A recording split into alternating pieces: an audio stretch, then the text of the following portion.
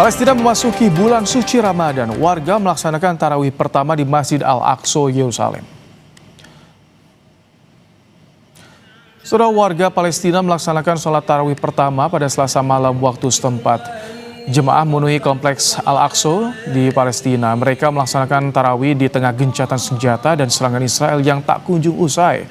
Ini adalah Ramadan pertama sejak kesepakatan gencatan senjata yang dimediasi Amerika Serikat 10 Oktober 2025.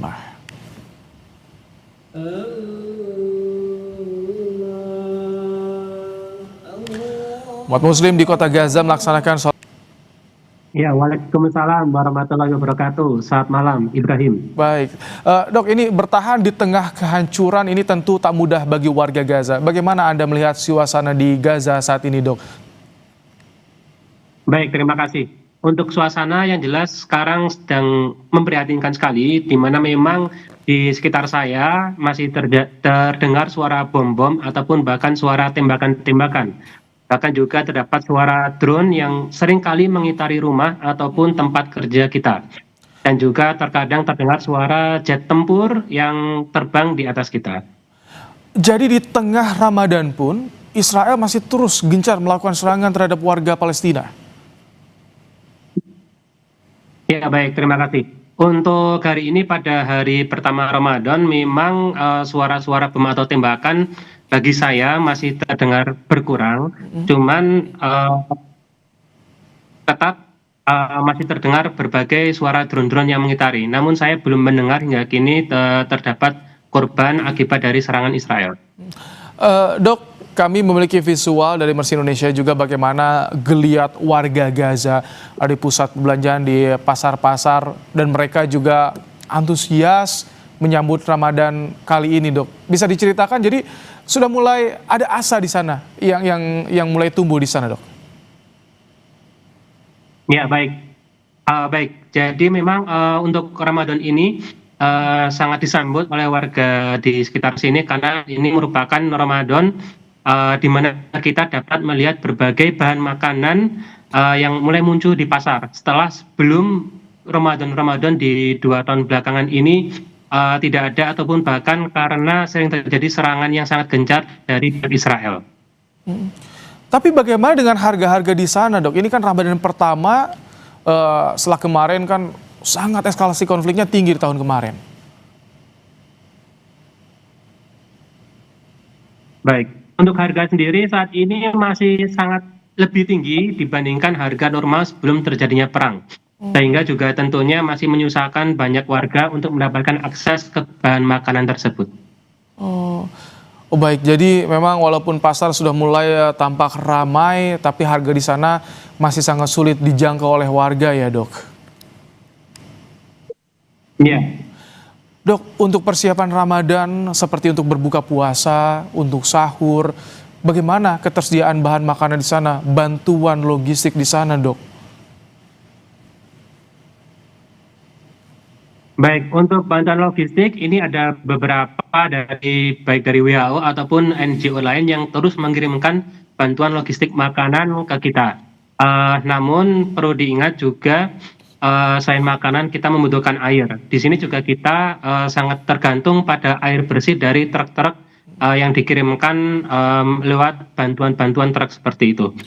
Biasanya frekuensinya berapa kali dalam sehari atau dalam sepekan bantuan untuk air bersih, Dok?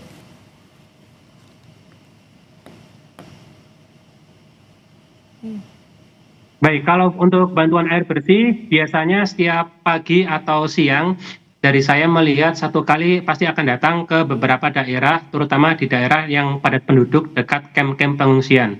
Namun juga saya mendengar bahwa air ini terkadang tidak cukup untuk penduduk yang ada di sekitar situ. Jadi untuk air bersih saja masih harus berebut. Ini untuk bantuan ketika ya mengangkut air bersih, mengangkut logistik makanan, masih suka dihalang-halangi oleh Israel, Dok? Baik, untuk saat ini saya belum melihat adanya halangan yang sangat berat dari Israel mengenai proses pengiriman.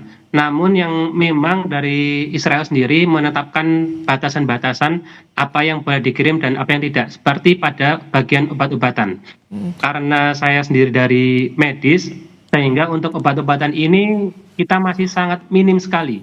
Bahkan yang paling dasar seperti paracetamol itu bisa saja habis pada hari itu, ataupun misalkan seperti bius lokal, sehingga kita harus memilah mana pasien yang mendapatkan bius lokal atau tidak, misalkan pada saat tindakan penjahitan, apalagi pada anak-anak terkadang tidak mendapatkan bius lokal. Jadi bahkan bantuan untuk obat-obatan medis pun saat ini belum optimal, Dok. Iya, ya belum optimal sekali, sehingga kita tetap membutuhkan baik dari makanan, air, dan juga obat-obatan yang sangat penting.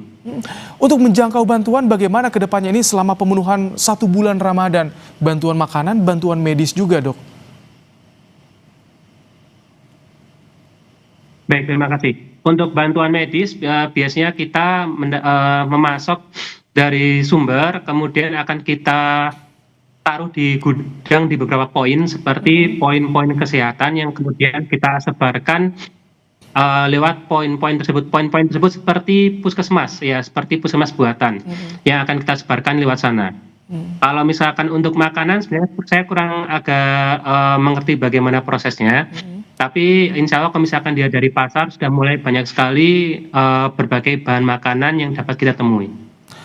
Dok, pernah mendengar tidak cerita atau bagaimana harapan dari warga Gaza di saat memasuki bulan Ramadan, kemudian juga di tempat lain kan KTT BOP akan dilakukan. Harapan warga Gaza seperti apa, Dok?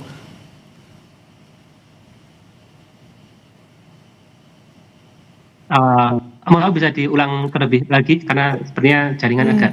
Apakah dokter pernah mendengar bagaimana harapan warga Gaza ketika memasuki bulan Ramadan, Dok? Karena di tempat lain di Amerika Serikat, KTT BOP juga tengah dipersiapkan, Dok.